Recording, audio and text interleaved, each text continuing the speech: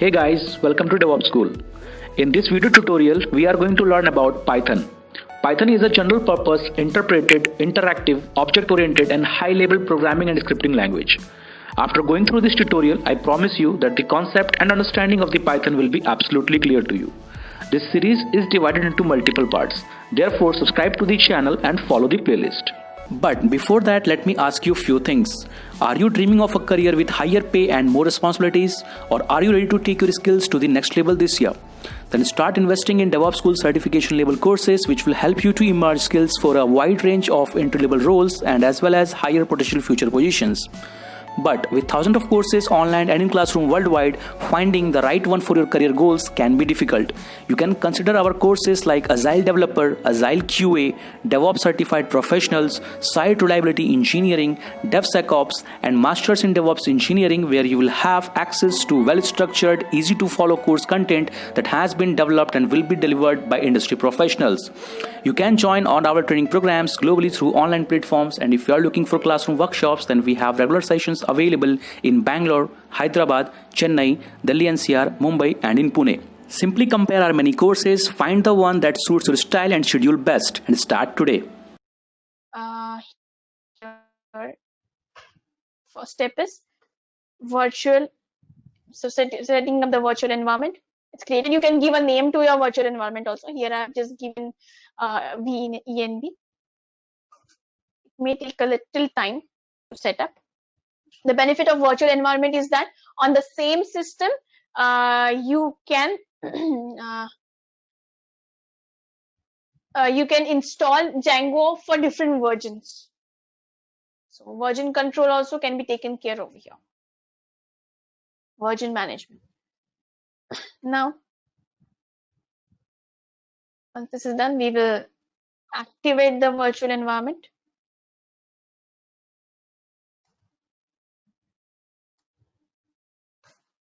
Okay, so the moment virtual environment is active, we can see like this over here. So this tells that we are now logged into the virtual environment.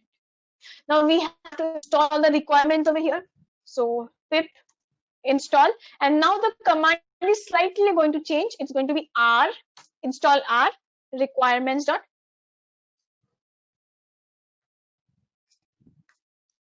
requirements.txt file. Is it not there? Okay, we have not copied the requirements.txt file there. One second. Yeah. Let's get back here.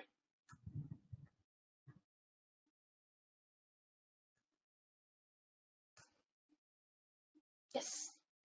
Pip install -r requirements.txt, and now it will download all the files, install it on our virtual environment. Okay, it may take a little time to install all the things. If you are working on MySQL, so MySQL server would be different. So you will have to install the MySQL client and all related things on your in your virtual environment.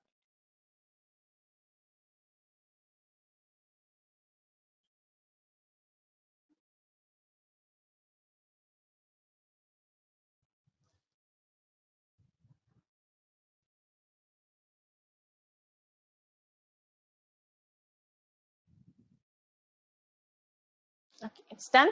Cool. And now we can directly start with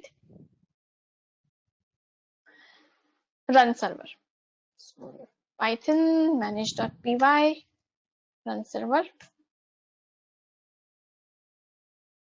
So it's up and running. Just now, this is since it's again on my system itself, so I'm getting the same URL pattern. But when you are going to deploy it on your server, so that URL or that IP address you will be getting, you can go here, paste it, and there you go. So now the database is SQLite one. So there is only one data book information stored in that. So right now we are able to see only one value.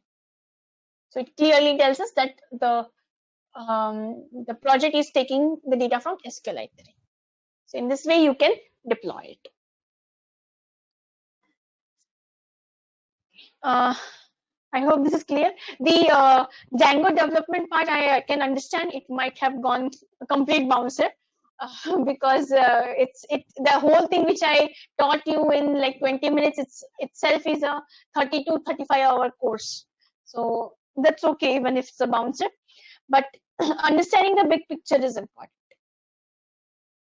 I hope it is clear to everyone. Any doubts? Any questions? Yes. Yeah, go ahead. Yeah, I don't have any questions. Yeah, it's Oh, pretty okay. like things are getting like out of the mind. A few things. Yeah. Okay. Great. So,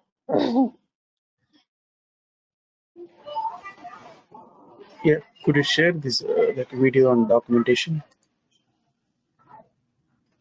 uh, sorry, I didn't get you.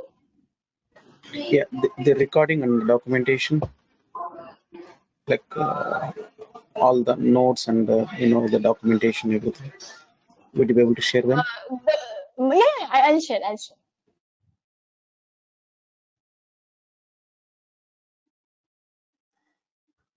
Okay. So, Yeah, but there is just one question, just comparison to mhm. Flask and Django. So settings.py we don't have in Flask, right? That would be setup.py file in Flask framework.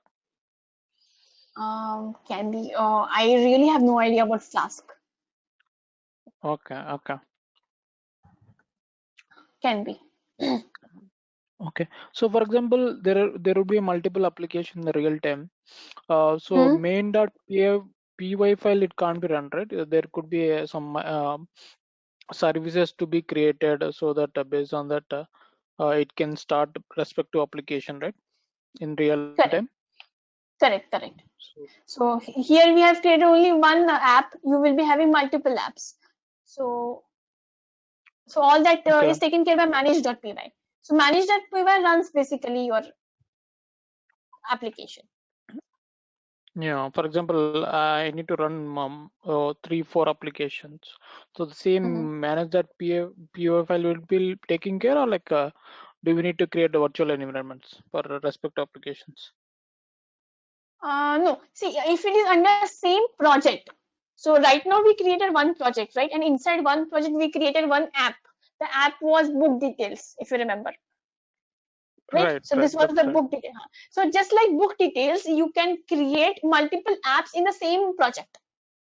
Like one app is taking care Okay. of book details, one is taking care of user creation, right? So see, Okay. Yeah. generally what happens is, yeah. So generally what happens is, for one particular application, you can create small apps. So in one project, you can create multiple apps. So with that, the Okay. entire application is accumulated into one project. Okay, makes sense.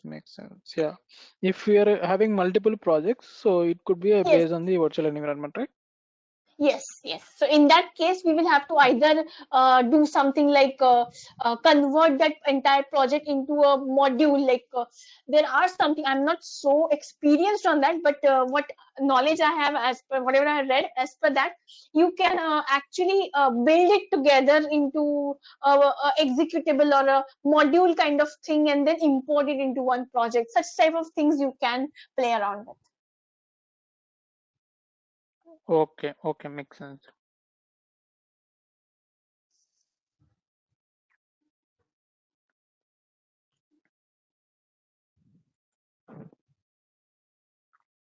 Okay.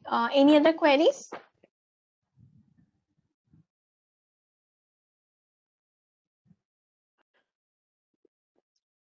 Yeah, well, if you have any question apart from this, like down the line, so we can contact you. Like, is there some other person where we can connect with him? If you have just technical doubts, you can connect with me. Okay, thank you so much. Yeah. Okay. So let's conclude here for today. I hope you guys have understood at least the big picture about Python programming and how we can build apps using or projects using Django framework of Python. So that's what we all discussed today. It was a very small session, so it was just a big picture.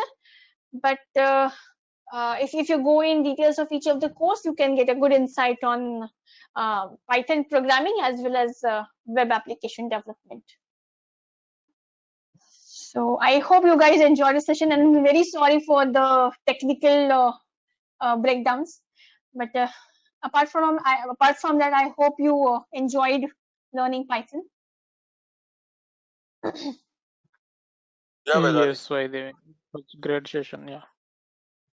Okay, so let's stop here for today. Thank you very much. Appreciate your time. Sure. Thank you so much. Thank you. Okay, thank you everyone. Thanks, Vaidehi. Thanks for watching. To watch our complete session, enroll for our premium membership. Click onto the join button and enroll yourself with the best suited option. Please be kind enough to like it, and you can comment any of your doubts and queries. We will reply to them at the earliest. Want to study further? Subscribe to our paid membership to get a deep dive into each and every topic. Do look out for more videos in our playlist and subscribe to our DevOps School channel and hit the bell icon to learn more. Keep learning.